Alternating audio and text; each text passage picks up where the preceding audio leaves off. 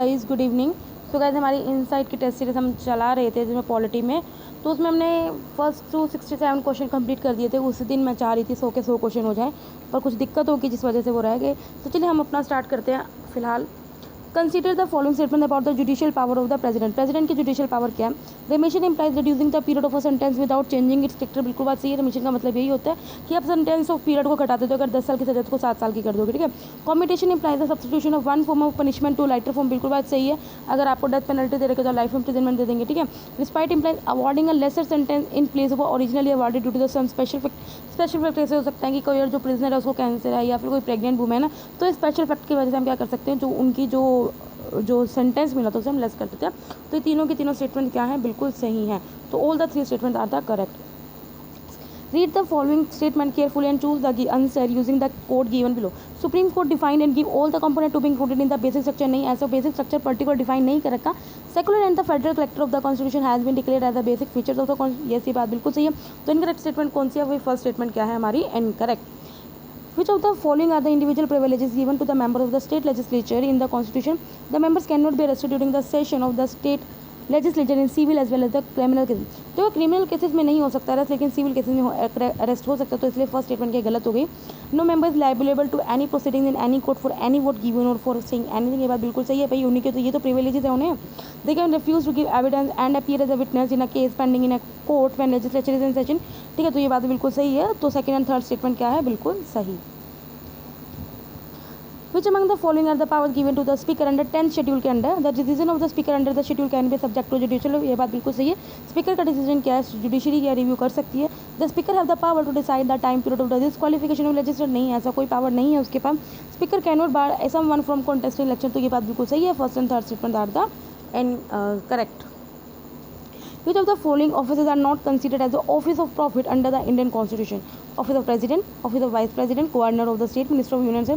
तो ये चारों के ऑफिस को हम ऑफिस ऑफ प्रॉफिट के अंदर हम कॉन्स्टिट्यूट नहीं करते। तो all the 4 statement the correct. Which of the following statement is correct about the fundamental right? All the fundamental right are against the arbitrary action of the state only. तो भाई state only के against थोड़ा आगे, इसका मतलब कि मैं आपको कुछ बोलूँगी तो क्या मेरे अगेंस्ट एक्शन नहीं हो सकता? तो गलत है। कोई इंडिविजुअल भी अगर आपके अगेंस्ट कोई डिस्क्रिमिनेशन करता है तो आप स्टेट उसको भी सजा देगी। All the fundamental right can be suspended during the operation of national emergency. नहीं, आर्टिकल 20 और आर्टिकल 21 एब्सोल्यूट है, उसे हम सस्पेंड नहीं कर सकते। They are non justiciable in nature. नहीं भाई, जस्टिसेबल तो हैं ये। Fundamental rights can be amended without affecting the basic structure of the constitution and only by constitution amend. तो भाई ये बात बिल्कुल सही है। फंडामेंटल राइट्स को हम अमेंड कर सकते हैं, लेकिन शर्त यही है कि बेसिक स्ट्रक्चर उसका नहीं हमें छेड़छाड़ करनी। और कॉन्स्टिट्यूशन अमेंडमेंट बिल के साथ ही हम क्या कर सकते हैं, उसे एक्ट के साथ ही हम उसके फंडामेंटल राइट्स को अमेंड कर सकते हैं। Recently, National Mission for Clean Ganga has notified e-flow norms for River Ganga. In this context, consider the following statement with respect to e-flow norms. E-flow norms क्या होता है जरा देख लेते हैं। It refers to the minimum flow of water to protect the structure and the function of an ecosystem. Yes, बिल्कुल बात सही है। It allows the water to naturally clean itself and protect aquatic biodiversity। मतलब कि e-flow में यही है कि यार मिनिमम इतना वाटर रहना चाहिए भी कम से कम, जो उसकी एक्वेटिक बायोडाइवर्सिटी है वो सर्वाइव कर सके, और जो नेचुरली जो उसके फंक्शन चल रहे हैं वो चलते रहने चाहिए। तो both the statement are the correct. Which among the following are the characters of presidential? देखो प्रेसिडेंशियल टाइप ऑफ गवर्नमेंट की बात करिए। President is the head of the state and head of the government. ये बात बिल्कुल सही है। जो पार्लियामेंट्री टाइप ऑफ गवर्नमेंट होती है उसमें क्या होता है, जो हेड ऑफ द स्टेट है वो प्रेसिडेंट होता है, और जबकि प्राइम मिनिस्टर जो होता है वो हेड ऑफ द गवर्नमेंट होता है, ठीक है। लेकिन प्रेसिडेंशियल में प्रेसिडेंट ही दोनों का हेड होता है, स्टेट का भी गवर्नमेंट का। President is elected directly by the people who constitute the elected. बिल्कुल बात सही है। President has the power to dissolve the legislature before the expiry of the. नहीं, ये गलत है, ठीक है। तो first and statement are the correct. Which of the following statement is correct about the 44th Constitutional Amendment Act? Right to property was removed from the list of fundamental। ये बात बिल्कुल सही है। 1978 में जो राइट टू प्रॉपर्टी का था उसे रिमूव कर दिया था हमने। It added secular, socialist and integrated to the preamble of the Indian Constitution। भाई ये तो 42nd Amendment Act में हुआ था, ना कि 44th में हुआ था, जिस वजह से सेकंड स्टेटमेंट क्या गलत होगी। तो only first statement is the correct. Consider the following statement about the Legislative Council of the state. The member of the Legislative Council, including the representative from panchayat and municipalities. तो ये बात भाई बिल्कुल सही है। The maximum strength of the council is fixed at 1/3 of the total strength of assembly. ये बात भी बिल्कुल सही है। Legislative council dissolve after every 6 year. भाई लेजिस्लेटिव काउंसिल तो डिसॉल्व कभी होती ही नहीं। लेजिस्लेटिव काउंसिल का जो टर्म है वो 6 साल का होता है। हर 2 साल बाद क्या होता है, इसमें मेंबर्स क्या होते हैं, चेंज होते हैं। तो ये बात सही है, ये राज्यसभा की तरह ये काम करते हैं। तो फर्स्ट एंड सेकंड स्टेटमेंट होता है correct, third is incorrect. The total number of the ministers, including the Prime Minister, in the Council of the Ministers shall not exceed 15% of the total strength of the Lok Sabha vested by the which constitution amendment, तो भाई 91st constitution amendment act 2003 में ये बोल दिया था कि भी जो काउंसिल ऑफ मिनिस्टर वो 15% से ज़्यादा एक्सीड नहीं हो सकते। Consider the following statement with respect to the 3S project recently seen in the news. जो 3S प्रोजेक्ट है, it is a project to optimise post market surveillance of priority drugs and the vaccine habit, बिल्कुल सही है। It aims to ensure the safety of the vaccine distributed under the universal immunisation programme, ये बात बिल्कुल सही है। It was recommended by the national medical council of India, नहीं, national medical council of India ने इसको रिकमेंड नहीं किया हुआ। देख लेते हैं इसको किसने रिकमेंड किया है। ये रिकमेंड किया था WHO ने, considering the limited safety data on vaccine introduce in India. Consider the following parliamentary features are followed in, जो पार्लियामेंट्री फीचर जो ब्रिटिश और इंडियन पार्लियामेंट्री दोनों में क्या होते हैं, फॉलो किए जाते हैं, मुझे देख लिया। डॉक्ट्राइन ऑफ पार्लियामेंट्री सोवरेनिटी, देखो जो पार्लियामेंट्री सोवरेनिटी है ना वो ब्रिटिश में फॉलो किया जाता है, इंडिया में नहीं किया जाता, तो इस वजह से गलत हो गया। Prime minister should only belong from the Lord, नहीं ऐसे नहीं भैया, हमारा जो प्राइम मिनिस्टर है वो MP होना चाहिए। अब जो राज्यसभा का हो चाहे लोकसभा को, ठीक है, वो मैटर नहीं करता, ठीक है। कलेक्टिविटी रिस्पॉन्सिबिलिटी ये हमारा है और उनमें भी है। शैडो कैबिनेट ब्रिटिश में, इंडिया में नहीं है, तो इस वजह से only third statement is the correct. Article 13 declares that all the laws that are inconsistent with or in derogation of any fundamental shall be void. The term law include which among the law enacted by the parliament? Yes, ordinances, bylaws, rules and regulation. तो भाई सारे के सारे laws हैं जो क्या कर रहे हैं, उनको फॉलो किया जाता है, लॉ के अंदर जो डिफिनेशन के अंदर आता है। Consider the following statement, the constitution forbids employment of the children below the age of the 14 years in dangerous job like factories and mines, ठीक है, ये बात देखो बिल्कुल सही है, ठीक है। The freedom of religion is not an unlimited right as government can interfere in the religious matter for rooting out certain social, ये बात बिल्कुल सही है। अगर आप फ्रीडम ऑफ रिलीजन के नाम पे कुछ ऐसी इविल्स जैसे सती प्रथा थी या कुछ भी ऐसी प्रथा है, ठीक है, तो अगर सोशल इविल्स को हमने रिमूव करना तो गवर्नमेंट इंटरफेयर कर सकती है, तो दोनों स्टेटमेंट क्या है, बिल्कुल बात सही है। Consider the following statement about the power and the function of the Panchayati Raj institution. They can Levi and collect tax provided by the state legislature, yes. They can plan for economic development and social justice, yes, बिल्कुल बात सही है। तो भाई दोनों statement क्या है, correct है। With reference to the recent change made in the disinvestment process, consider the following statement. The Department of Public Enterprises under the Ministry of Heavy Industries and Public Enterprises has been made the nodal department for strategic, देखो जो disinvestment process है वो डाइपैम करता है, इसका कोई काम नहीं है। The department of investment and the public asset management and NITI Aayog will jointly identify PSUs for strategic disinvestment, तो बात बिल्कुल सही है। मैंने आपको पहले बताया कि जो डाइपैम है उसकी ड्यूटी होती है काम करने की, तो second statement is the correct statement. Which of the following reports are laid by the president in the parliament, president के द्वारा कौन सी रिपोर्ट रखी जाती है? Report of public account committee, भाई पब्लिक अकाउंट कमेटी तो खुद प्रेसिडेंट पार्लियामेंट का पार्ट है, तो वो पार्लियामेंट के अपने आप ही उसमें रख देगी। कैग की रिपोर्ट, ये बात बिल्कुल सही है। एनुअल रिपोर्ट ऑफ UPSC और एनुअल फाइनेंशियल, ये तो दोनों तीनों चार स्टेटमेंट क्या है, बिल्कुल सही है, ठीक है। आगे बढ़ते हैं। In which of the following cases the member of the state legislature vacates his seat in either of the house if he is elected as, if is election is declared void by the, of course इन्होंने पूछा कि कौन सी condition ऐसी है जब member को अपनी seat छोड़नी पड़ेगी। अगर उसके इलेक्शन को कोर्ट ने वॉइड डिक्लेयर कर दिया तो yes, if he is appointed to the office of governor yes, if he expired by the yes. तो तीनों ही केसेस में क्या है, मेंबर ऑफ स्टेट लेजिस्लेचर को अपनी सीट क्या करनी पड़ेगी, खाली करनी पड़ेगी। आगे बढ़ते हैं। In which of the following matters the power of the legislative assembly and legislative council are equal? Approval और ordinance issued by the governor, yes, बिल्कुल बात सही है। ऑर्डिनेंस जो भी गवर्नमेंट इशू करता है तो उसको हमें 2/3 मेजोरिटी से दोनों की हाउसेस से क्या करना है, अप्रूव करना है। Enlargement of the jurisdiction of state public service commission, yes. To consider the report of the constitutional body like CAG, SPSC and state finance commission, बिल्कुल बात सही है।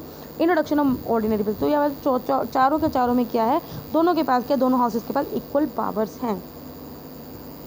Consider the following statement, following pair बताना है आपको, बताना कौन सा पेयर करेक्टली मैच है। Public account economy to examine the estimate committee included in the budget and suggest in the public expenditure. Estimate committee to examine the annual audit report of the CAG, को जो PAC है ना वो करती है annual audit report of CAG, और जो estimate committee है वो करती है एग्जामिन करती है estimate committee included in the budget and commission committee on public undertaking to examine the reports and accounts of public undertaking. तो ये बात बिल्कुल सही, सिर्फ थर्ड स्टेटमेंट क्या है, बिल्कुल सही है, ठीक है। ये क्या है, इसमें अपोजिट कर दिया, अगर ये सही नहीं तो ये फिर सही होता।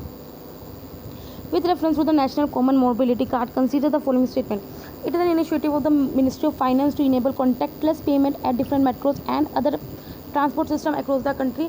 तो भाई ये ना ministry of housing and urban affairs के द्वारा, मिनिस्ट्री ऑफ फाइनेंस के द्वारा नहीं है, तो इस वजह से स्टेटमेंट के गलत हो गई है। It is India's first indigenously develop payment ecosystem for transport and mobility, yes, ये बात बिल्कुल सही है।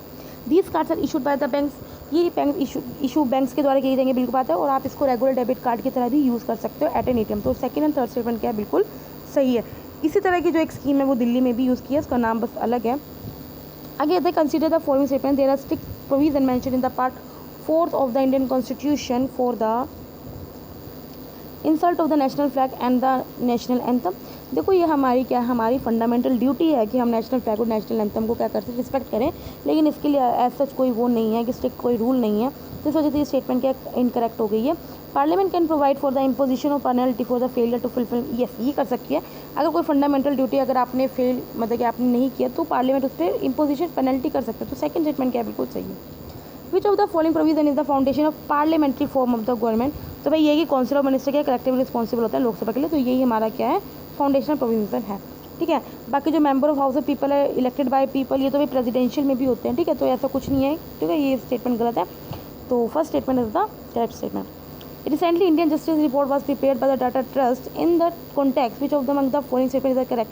It is based on 4 pillars of justice, delivery, police, judiciary, prison and legal aid। बिल्कुल बात सही है। Maharashtra, Kerala and Tamil Nadu have top the list of providing justice. तो वैसे इंपॉर्टेंट क्वेश्चन बन सकता है कि टॉप 3 स्टेट्स कौन सी है, तो टॉप 2 स्टेट्स आपको पता नहीं चाहिए, महाराष्ट्र, केरल और तमिलनाडु है। ठीक है, ऑफ प्रोवाइडिंग जस्टिस में, तो first and second statement both are the correct. Consider the following statement about the overseas citizen of the India. The OCI card holder do not get voting right, ये बात बिल्कुल सही है, उसको voting right नहीं मिलते। They can not hold a government job, ये बात बिल्कुल सही है। They can buy a farm and non farm property. देखो ये नॉन फार्म प्रॉपर्टी खरीद सकता है, फार्म नहीं खरीद सकते, इस वजह से ये क्या होगी, गलत हो गई। They can not apply for drivers licence and PAN card, देखो ऐसा नहीं है, वो अप्लाई कर सकता है। तो first and second statement are the correct. ठीक है, आगे बढ़ते हैं। Consider a session of the international treaty of plant genetic resources for food and agriculture held at Rome. In this context, consider the following statement regarding this. It is under the preview of the food and agriculture organisation. ये देखो ये बात बिल्कुल सही, देखो ये current का question है, तो आपको ये नोट कर लेना अलग से। जो international treaty of plant genetic resources for food and agriculture हुई थी, किसके अंडर हुई थी, फूड एंड एग्रीकल्चर ऑर्गेनाइजेशन के अंडर हुई थी। The treaty helps maximise the use of breeding of, ये बात भी बिल्कुल सही है। The treaty promote development and maintenance of the diverse farming system. ठीक है, तो ये तीनों स्टेटमेंट सही है, तो इसलिए आप जरा अपना नोट डाउन कर लें कि all the 3 statement are the correct. Consider the following constitutional provision. The governor can reserve certain type of bill passed by the state legislature for the consideration of president. बिल्कुल बात सही है, कर सकता है governor.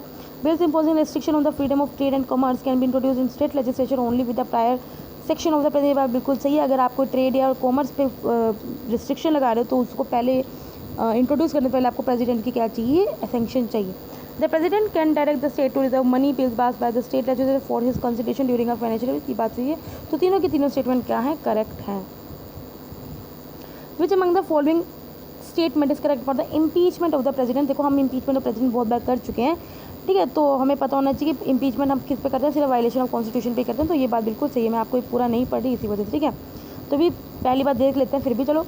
Impeachment of president is not mention in constitution, भाई है ना आर्टिकल 61, उसमें तो लिखा हुआ है impeachment charge of the president can only be initiated in Lok Sabha, नहीं किसी भी हाउस में इनिशिएट हो सकते हैं। The resolution must be pass by the simple majority in both the houses, नहीं भाई सिंपल मेजोरिटी नहीं चाहिए। ठीक है, which of the following directives are added in the constitution through 42nd amendment act. State to promote voluntary promotion autonomous functioning and professional management. तो cooperative society 97th amendment act से हुई थी, 42nd से नहीं हुई थी। स्टेट टू प्रोवाइड, ये आपको पता है भी, 40 अर्ली चाइल्डहुड के लिए एंड एजुकेशन जो हुआ था वो 86th अमेंडमेंट एक्ट से हुई थी, ना कि 42nd, तो ये भी गलत हो गया। Steps to take to secure the participation of workers in the management of interest, तो ये बात सही है। तो third statement is the only correct statement. Consider the following statement about the legislative powers during the national emergency. The legislative powers of state legislatures get suspended. देखो suspend नहीं होती है, बस रिड्यूस हो जाती है। ठीक है, मतलब ओवर रूल कर लेते हैं जो पार्लियामेंट की पावर्स हैं, लेकिन सस्पेंड नहीं होती। The parliamentary become empower to make laws on any subject mention in the state list, बिल्कुल बात है। ड्यूरिंग नेशनल इमरजेंसी के ड्यूरिंग पार्लियामेंट क्या कर सकती है, लॉज बना सकती है स्टेट लिस्ट के मेंशन पे। The laws made by the parliament on the state subject during a national emergency become inoperative 6 month after the emergency cease to operate. Yes बात बिल्कुल सही है, जो भी स्टेट के लिए सेंटर ने लॉ बनाए थे वो आफ्टर जब नेशनल इमरजेंसी हट जाती है तो उसके 6 महीने बाद क्या है, वो लॉ अपने आप क्या हो जाते हैं, इनऑपरेट हो जाते हैं। तो second and third statement are the correct. Consider the following statement with respect to Kodavas community. देखो ये करंट का क्वेश्चन है, ये मैंने अभी सोशल इश्यूज में कवर भी कराया। It is a martial community of Coorg region in Karnataka, बिल्कुल सही है। It is the only community in the country who are exempted from obtaining army, ये बात बिल्कुल सही है। एक्चुअली ये क्या करते हैं, ये पूजन ही किसका करते हैं, पूजा ही किसकी करते हैं, अपने मतलब कि इनकी करते हैं, आर्म्स वगैरह की करते हैं, तो इनको लाइसेंस लेने की परमिशन, बिना लाइसेंस के आर्म्स रखने की परमिशन गवर्नमेंट ने दी हुई है। It is considered as a particular vulnerable tribe group, नहीं ये पर्टिकुलर वनरेबल ट्राइबल ग्रुप की लिस्ट में नहीं आता, तो फर्स्ट एंड सेकंड स्टेटमेंट आता correct. Last question, which of the following are the qualification required to become a member of the Rajya Sabha. A person should be a citizen of India, yes बिल्कुल बात सही है। He should not be less than 30 years, ये बात बिल्कुल सही है। आपको पता है लोकसभा में आपको मिनिमम 25 ईयर्स चाहिए, राज्यसभा का मेंबर बनने के लिए आपको 30 ईयर्स चाहिए। He should possess such that the qualification may be prescribed by law made by the parliament. हाँ, जो भी लॉ के अंदर और कोई क्वालिफिकेशन है उसको भी इसने क्या करना चाहिए, पोसेस करना चाहिए। तो all the 3 statements are the correct. So यहाँ पे हमारी कंप्लीट हो गया। मैं ऑलरेडी जो इस PDF का जो शेयर कर चुकी हूँ अपने टेलीग्राम ग्रुप पे। अगर आपको चाहिए तो आप मेरा टेलीग्राम ग्रुप ज्वाइन कर सकते हो, डिस्क्रिप्शन में मेरा टेलीग्राम ग्रुप का लिंक है। तब तक के लिए बाय बाय, टाटा।